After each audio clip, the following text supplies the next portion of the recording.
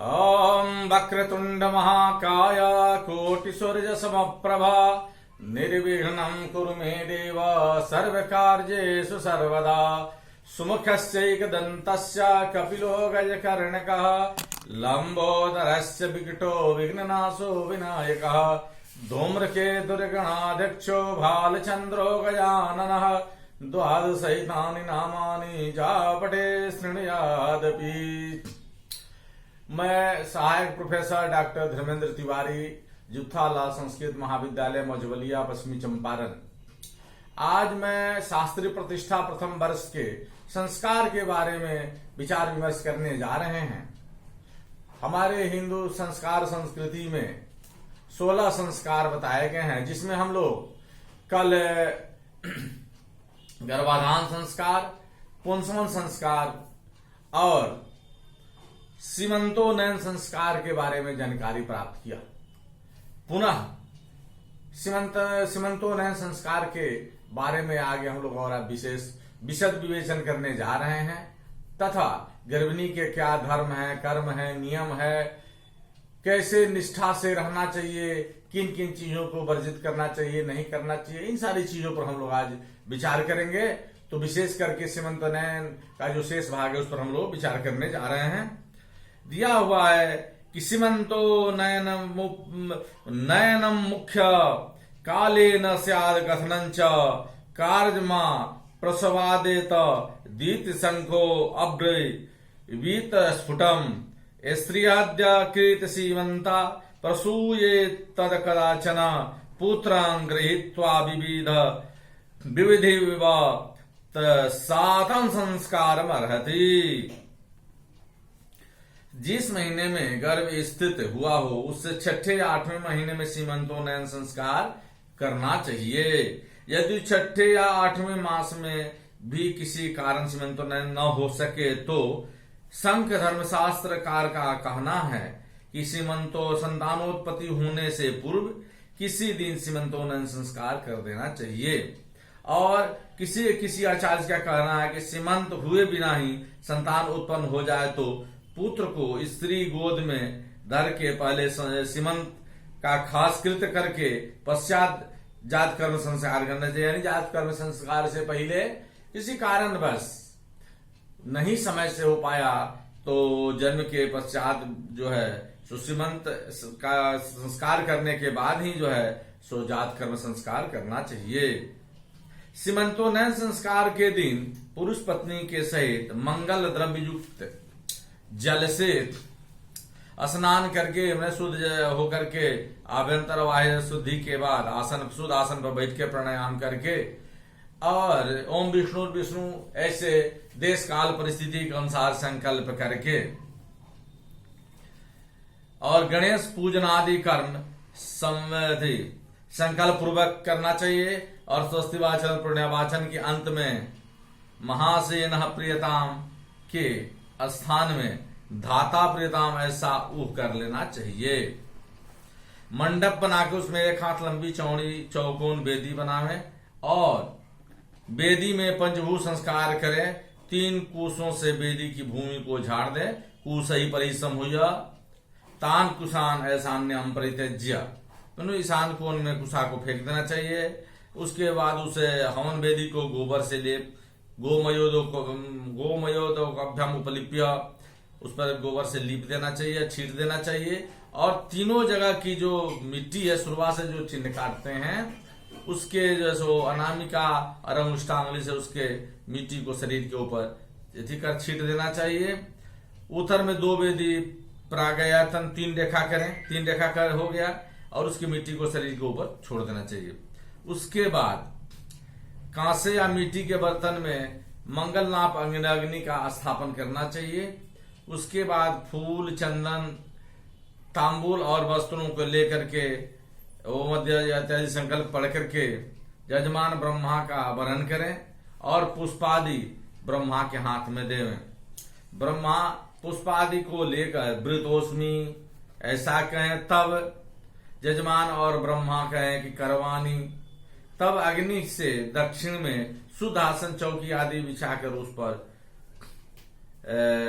पूर्व को जिनका अग्रभाग हो ऐसे कुशा बिछाकर ब्रह्मा को अग्नि की प्रदक्षिणा करा के अस्मिन करणी तोम में ब्रह्मा भव, मैंने ब्रह्मा का वरण करके ब्रह्मा की स्थापना करनी चाहिए।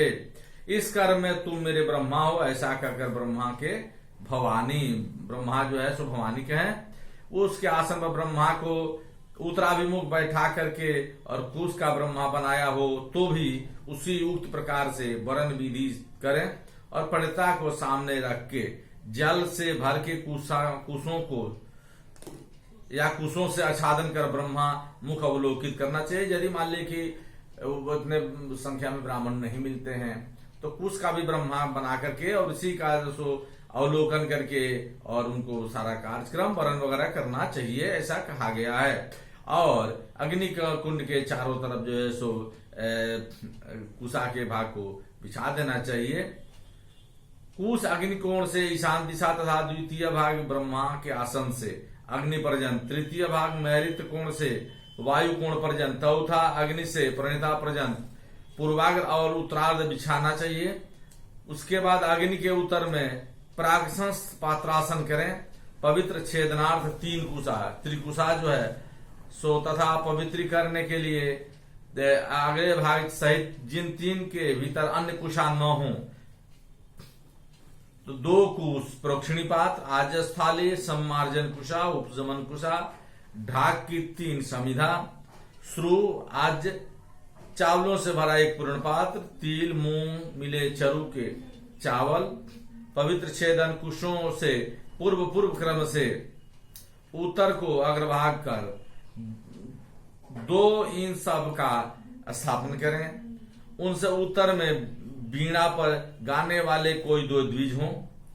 एक में पीपल की खूंटी, 3 जगह श्वेत, एक से ही मैंने शाही का कांटा, पीला सूता लपेटा हुआ, एक तकुआ, 13 2 कुशों वाली दाब की 3 पिंजुली, उदुम्बर के 2 फलों सहित प्रादेश मात्र उदुम्बर की शाखा, इन सब का आसादन करके पवित्र छेदनार्थ 3 कुशों से प्रदेश मात्र 2 कुशों का छेदन करके पवित्र सहित दाहिने हाथ से प्रणिता को जल को 3 बार प्रोक्षण के पात्र में डालकर अनामिका और अंगुष्ठा से पकड़े हुए पवित्री से उस प्रोक्षणी जल का उत्पलवन करें और प्रणिता के जल से प्रोक्षणी जल का पवित्री द्वारा 3 बार अभिषेचन करना चाहिए। प्रोक्षणी के जल से आसादन की आजस्थाली आदि का सेचन करके अग्नि और प्रणिता पात्र के बीच में प्रोक्षणी पात्र को रख देना चाहिए। आज स्थाली में घृत पात्र से घृत गिरावें और चरु पात्र में तिल, चावल और मूंग डाल के प्रणिता के जल में 3 बार धोकर प्रणिता के थोड़े जल से जजमान स्वयं चरु को लेके और ब्रह्मा जी को लेकर अग्नि के भीतर उत्तर में चरु और दक्षिण में आज्य को एक साथ अग्नि पर पकने को रख दे। तदंतर चरु पक जाने पर सूखे कुश को जलाकर घी और चरु के ऊपर प्रदक्षिणा भ्रमण करा के अग्नि में जलते हुए कुशा फेंक कर सुरुआ को 3 बार अग्नि में तपा के सम्मार्जन कुशों के अग्रभाग से भीतर और कुशों के मूल भाग से बाहर को सुरुआ की झाड़ पोंछ कर शुद्धि कर दें। जल से सेचन करके और फिर 3 बार तपा के अग्नि के दक्षिण की ओर सुरुआ को रख दें। तत्पश्चात तपते हुए घी को अग्नि से उतार कर चरु के से पूर्व की ओर से लाकर सामने रखे और आज्य के पश्चिम की ओर से चरु को अग्नि के उत्तर आज्य या उतार कर आज्य से उत्तर में रख दें। तब 3 बार प्रोक्षणी के तुल्य पवित्रों से घी उत्पलवन कर देवे। यदि घृत में कुछ निकृष्ट वस्तु हो तो निकाल कर फेंक देना चाहिए और फिर 3 बार प्रोक्षणी पात्र का उत्पलवन करें। तदंतर उठकर उपजमन कुशा को बाएं हाथ में लेकर के और प्रजापति का मन से ध्यान करके घृत में डुबोई हुई 3 समिधाओं को तूषणी बिना मंत्र पढ़ के एक एक करके अग्नि में चढ़ावे। फिर बैठकर पवित्रों सहित प्रोक्षणी के जल को प्रदक्षिणा क्रम से ईशान से लेकर उत्तर दिशा तक अग्नि के सब ओर सेचन करना चाहिए। अर्थात प्रोक्षणी पात्र का सब जल प्रजुक्षण में गिरा देना चाहिए। प्रणिता पात्र में दोनों पवित्र रख के प्रोक्षणी पात्र का विसर्जन करना चाहिए। तदंतर दाहिने घोंटू को भूमि में टेक कर, यानी घुटना को भूमि में टेक कर ब्रह्मा के अनवारब्ध हुआ यजमान प्रज्वलित अग्नि में शुरुआत से 4 आज आहुति का होम करे। वहां उस आहुति देने के बाद शुरुआत से जो घृत बिंदु बचे उनको प्रोक्षणीपात में डालना चाहिए। प्रजापति का ध्यान कर पूर्वाधिकार की तुष्णि में आहुति देना चाहिए। त्याग सब यजमान स्वयं बोलता जाए। आधार की 2 आज्य भाग की 2 आहुति देकर चरु का घी से अभिधारण करके चरु का शुरुआत से ओम प्रजापतये स्वाहा इदं प्रजापतये नमः, ओम इंद्राय स्वाहा इदं इंद्राय नमः, ओम अग्नये स्वाहा इदं अग्नये नमः, ओम सोमाय स्वाहा इदं सोमाय नमः। यानी इस मंत्र से पहले अग्नि में हवन करके और उसमें से बचे हुए घृत भाग को प्रोक्षणी पात्र में रखना चाहिए। यह जो है सो प्रावधान है। आहुति देकर चरु का घी से अभिधारण करके चरु का शुरुआत से होम करना चाहिए। तदंतर घृत से अभिचारित स्वालिपाक द्वारा सृष्टिकृत आहुति करे। इस प्रकार महाव्याहृतिया यो की 3 सर्व प्रायश्चित की 5 था प्रजापत और स्वीकृष्ट के 2 सब 14 आहुति त्यागे। संसव प्राशन कर हाथ 2 आचमन करके ब्रह्मा को दक्षिणा देवें। उसमें ओ मध्य इसे संकल्प पढ़ना चाहिए और ब्रह्मा का कर दक्षिणा देवें। तदंतर पवित्रों द्वारा प्रणिता का जल लेकर ओम सुमित्रियो आपवोखदया संतु इस मंत्र को पढ़ना चाहिए और सिर पर जल से सिंचन करना चाहिए। प्रणिता के जल को ईशान दिशा में गिरा देवें और पवित्री को बिछा देवें, कुशों में मिला देवें। तब जिस क्रम से कुश बिछाए थे उसी क्रम से पवित्री सहित उठकर कुशों के आज स्थाली में बचा घी लगा के देवागातु इस मंत्र के द्वारा अंत में त्याग के समय अग्नि में छोड़ देवें। उसके बाद तेल वाले देवदारू के पट्टा पर कोमल आसन बिछाकर उस पर गर्भिणी को बिठावें। तत्पश्चात 2 फल और सुवर्ण युक्त गुलर वृक्ष की शाखा 13 कुशों की 3 सिंजुली 3 स्थान में श्वेत शाही का 1 कांटा, पीला सूत लपेटकर 1 लोहे का तकुआ और तीक्ष्ण अग्रभाग सहित प्रादेश मात्र पीपल काष्ठ की 1 खूंटी एकत्र किए। इन 5 से पत्नी के सिर के बालों का विनयन पति करे और विनयन पति करके अर्थात केशों को दाहिना बाएं दोनों हटाता हुआ ओम भूर्भुवः स्वः इत्यादि मंत्रों से मांग करें। पश्चात उदुम्बर शाखादि उन 5 को पत्नी के केशों को बेड़ी माने बीणा में बांध देवे। तदंतर बीणा पर गाने वाले पूर्वोक्त 2 पुरुष बीणा बजाते हुए इस मंत्र का गान करें। मंत्र में कहे असौ पद के स्थान में गंगादि जो बड़ी नदी समीप हो उसका नाम स्त्री बोले। उस किए हुए सीमंत संस्कार की सांग पूर्ति के लिए 10 ब्राह्मणों को भोजन कराना चाहिए। श्री कर्मांग देवता प्रसन्न हो गए ऐसा संकल्प करना चाहिए। फिर आए हुए ब्राह्मणों को केसर चंदन तांबूल और दक्षिणा देने द्वारा सत्कार करके उनका आशीर्वाद लेके अग्नि का विसर्जन करके मातृगणों का यानी जानतु देव गणा सर्वे पूजा मादाय माम किम इष्ट काम संसिद्धर्थम पुनरागमनाय च इस श्लोक द्वारा आप विसर्जन करें। तदंतर शुरुआ के मूल द्वारा कुंडों में से भस्म लेकर के मंत्र से ललाट में लगावें, ग्रीवा में लगावें, दाहिने बाहों में और मूल में, तन्नो अस्तु हृदय में लगावें। इसी क्रम से वधु के भी त्रायु करें, परंतु वधु के भस्म लगाते समय तन्नो के स्थान में तत्व मंत्र में कहे। तदंतर संकल्प किए 10 ब्राह्मणों को भोजन करावें। इति सीमंतोन्नयन संस्कार ये हुआ कि भाई सीमंतोन्नयन संस्कार कब करना चाहिए और उसका कैसे कैसे उसमें पूजा पाठ आदि संस्कार करना चाहिए। अब हम लोग सबसे पहले पढ़े कि गर्भाधान संस्कार कैसे होता है, उसमें किन किन चीजों का प्रयोग किया जाता है और क्या करना चाहिए। उसके बाद हम लोग पुंसवन संस्कार के बारे में समझे कि भाई पुंसवन संस्कार कब होना चाहिए, कितने महीने के बाद होना चाहिए, कैसे होना चाहिए।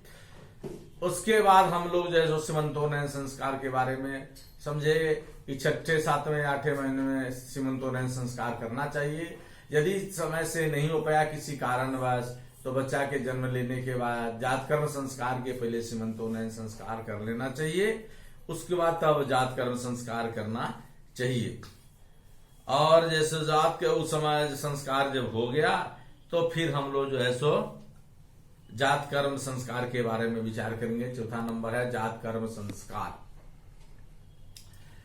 यदि किसी भी कारण से गर्भाधान तीनों संस्कार यथा समय न हुआ तो अब प्रश्न ये उठता है कि यदि हम लोग जात कर्म के बारे में विचार करेंगे तो कहते हैं कि यदि किसी का ये संस्कार जो है गर्भाधान संस्कार, पुंसवन संस्कार, सीमंतोन्नयन संस्कार समय के हिसाब से नहीं हुआ जो शास्त्र में कहा गया है, तो जात कर्म का भी समय निकट आने पर प्रत्येक संस्कार के छूटने का एक एक गोदान कर तीनों का अनादिष्ट होम प्रायश्चित करके उन संस्कारों को कर लेने का के पश्चात जात कर्म संस्कार करना चाहिए। मान लीजिए कि यदि समय से किसी कारणवश गर्भाधान संस्कार, पुंसवन संस्कार और सीमंतोन्नयन संस्कार नहीं हो पाया, बच्चा जन्म ले लिया, तो उसमें कहा गया है कि प्रायश्चित गोदान करके और होम करके और पहले तीनों संस्कारों का यानी गर्भाधान संस्कार, पुंसवन संस्कार और सीमंतोन्नयन संस्कार करने के बाद ही जात कर्म संस्कार करना चाहिए, ऐसा शास्त्रकारों का मत है। यदि प्रसव के समय गर्भिणी को अधिक पीड़ा दिखे और 1-2 घंटे में बालक उत्पन्न न हो तो आगे लिखे 2 उपाय करना चाहिए। जो आगे लिखा जा रहा है उनमें एक तो यह है कि दूब के 21 अंकुर 4 तोला तिल के तेल में डालकर गर्भिणी के ऊपर प्रदक्षिण क्रम से घुमाना चाहिए और हेमत्युत्तरे इस मंत्र का 108 बार पाठ करना चाहिए। क्या? हेमवत्योत्तरे पार्श्वे सबरे नाम पक्षिणी तस्यानुपूर शब्देन गर्भिणी स्वाहा।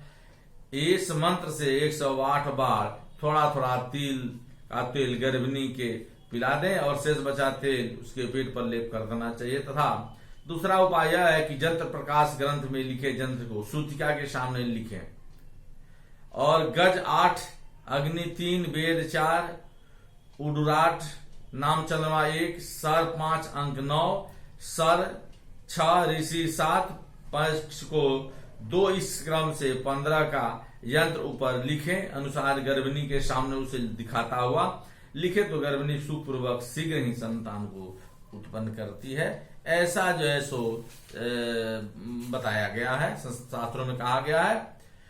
अब जो है सो जात कर्म प्रथम जब गर्भवती स्त्री के पेट में संतानोत्पत्ति की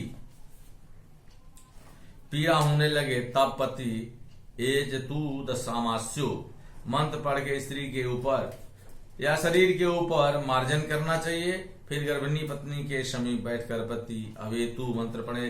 अवैतु प्रीस्नि से बाला सुने जरा यावत्तवे मासेन पीवरे नाकस्मे शनै आता नामवरायु तामिते। इस मंत्र को पढ़ना चाहिए। फिर गर्भिणी इस पत्नी के समीप बैठकर अवेतु मंत्र पढ़ लिए।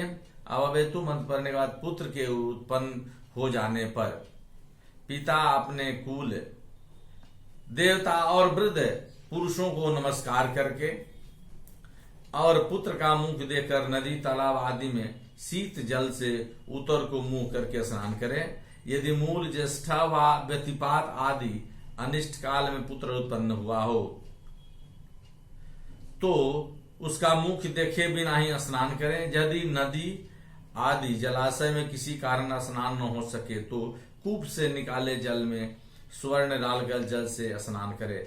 पुत्र के उत्पन्न हो जाने पर 12 घड़ी या 16 घड़ी के बाद नाल काटना चाहिए। इतने काल में जात कर्म संबंधी सब कृत्य पूरा हो सकता है। मनु आदि आचार्यों का राय है कि नाल छेदन से पहले जात कर्म करना चाहिए, क्योंकि नाल छेदन हो जाने पर सूतक लग जाता है। अब प्रश्न आया कि बच्चा जन्म लेने के बाद जब तक नाल छेदन नहीं होता है तब तक शौच नहीं लगता है, नाल छेदन के बाद शौच लग जाता है, तब जात कर्म का निषिद्ध है। जात कर्म में रात्रि के समय प्रसूति हो तो रात्रि में भी संकल्पादि नांदी श्राद्ध सुवर्ण से ही करना चाहिए। जात कर्म संबंधी कृतियों की संक्षिप्त सूची आगे हम लोग बता रहे हैं कैसा करना चाहिए। जैसे पूर्व में हम लोग गणेश पूजन, स्वस्ति वाचन, पुण्यवाचन, मातृका पूजन, आयुष मंत्र जप, नांदी श्राद्ध, मेधा जनन, आयुष्करण, जन्म भूमि का अभिमंत्रण, शिशु का अभिमर्शन, जनन्य अभिमंत्रण, दक्षिण वाम हस्त प्रक्षालन पूर्वक बालक के मुख में देना, जल पूर्ण कलश स्थापन, नाल छेदन, सूतिकाग्नि स्थापन, भूसी तंडुलकण, सरस सायं प्रातः होम, इसी क्रम से सब कृत आगे भी करना चाहिए सारे संस्कारों में। स्नान के पश्चात शुद्ध चीरे वाले 2 वस्त्र पहनकर केसर तिलक लगाए हुए सुवासन पर बैठकर आचमन प्रणाम करके प्रारंभ में देश काल परिस्थिति के अनुसार संकल्प करके और गणेश पूजन आदि, नांदी श्राद्ध आदि को करके, पुण्यवाचन वगैरह करके, और उसके बाद जो है सो आगे जात कर्म संस्कार के बारे में कार्यक्रम करना चाहिए। तदंतर नाल काटने से पहले निम्न रीति से मेधा जनन संस्कार करें। दाहिने हाथ की अनामिका अंगुली के अग्रभाग में सुवर्ण लगा के स्वर्ण सहित अंगुली से शहद और घी को मिलाकर ओम अग्निरायुष्मान तस्य वनस्पति भीरायुष्माविस्ते तोजुष्मन्तं करोमि। ओम सोमयायुष मान्तस ओषधिभिरायुष्मस्तेन त्वायुषा सुमन्तं करोमि। ओम ब्रह्मायुष्मत् ब्राह्मणैरायुष्मतेन स्त्वा जुषायुष्मन्तं करोमि। ओम देवायुष्मन्तस्ते मृतेनायुष्मन्ततेन मन्तस्तेन त्वायुषायुषतन्तैर्करोमि। ऐसे मंत्रों को बोल करके 4 मंत्रों को बोल बालक का थोड़ा थोड़ा 4 बार वधू घृत अथवा केवल घृत चटा में, इसको मेधा जनन संस्कार कहते हैं। तदंतर निम्न रीति से आयुष्करण करें। बच्चे के दाहिने कान का नाभि के समीप मुंह करके और